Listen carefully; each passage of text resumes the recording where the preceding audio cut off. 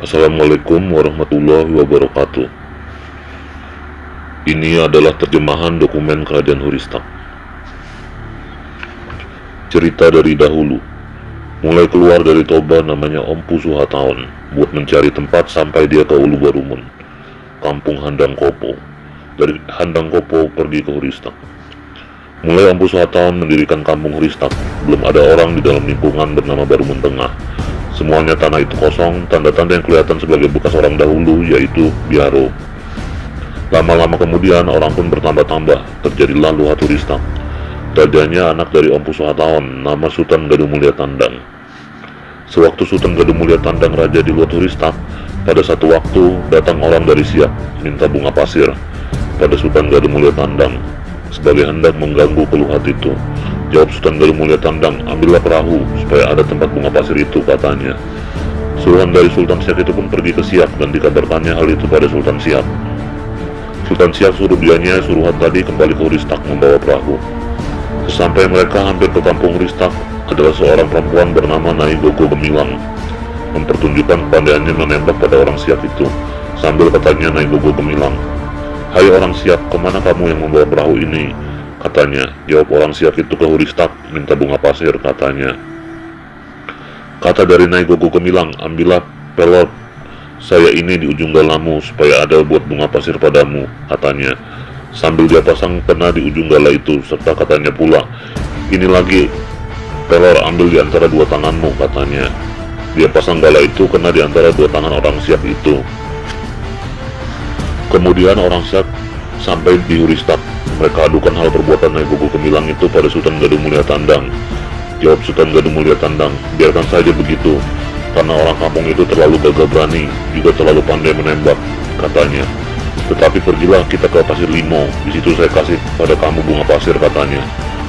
Mereka pun pergi bersama orang Siak ke Pasir Limo. Sesampai di Pasir Limo, Sultan Gadu Mulia Tandang bilang pada kawan-kawannya semuanya supaya dimasukkan pasir ke dalam perahu itu. Jawab orang Siak, "Bukan pasir yang diminta, tetapi uang. Bunga pasir namanya." Jawab Sultan Gadu Mulia, "Apa sebab saya kasih uang pada Sultan Siak? Bukan saja saya di bawah perintah Sultan Siak, tetapi dia raja, saya pun raja.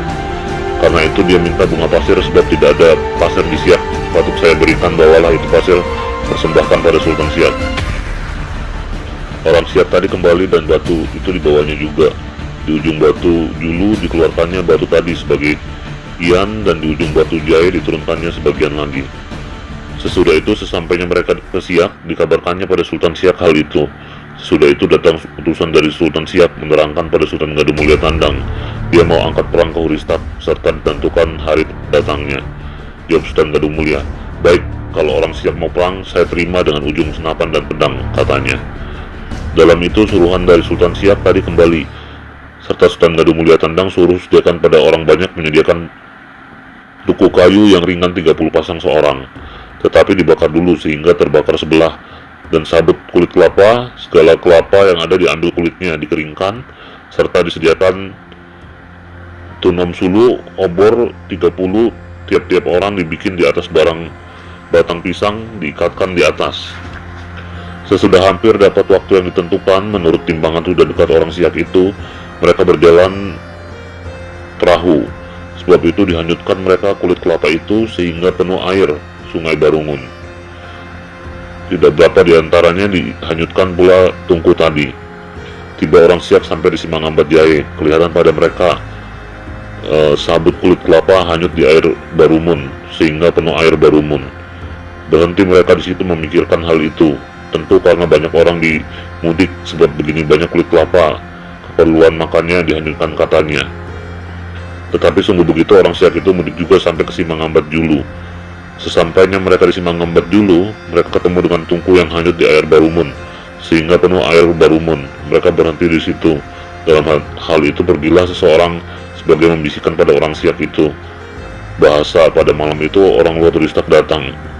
Tiba-tiba hari pun sudah malam, dihanyutkan pula batang pisang yang banyak tadi, dan tunom yang di atas batang pisang itu sudah dibakar, baru dihanyutkannya. Kelihatan banyak api sebagai obor orang yang milir. Dalam hal itu kelihatan pada orang Siak obor banyak datang, mereka pun lari masuk hutan sampai ke Siak. Sesudah itu tidak pernah orang siap datang untuk mengganggu keluhat itu.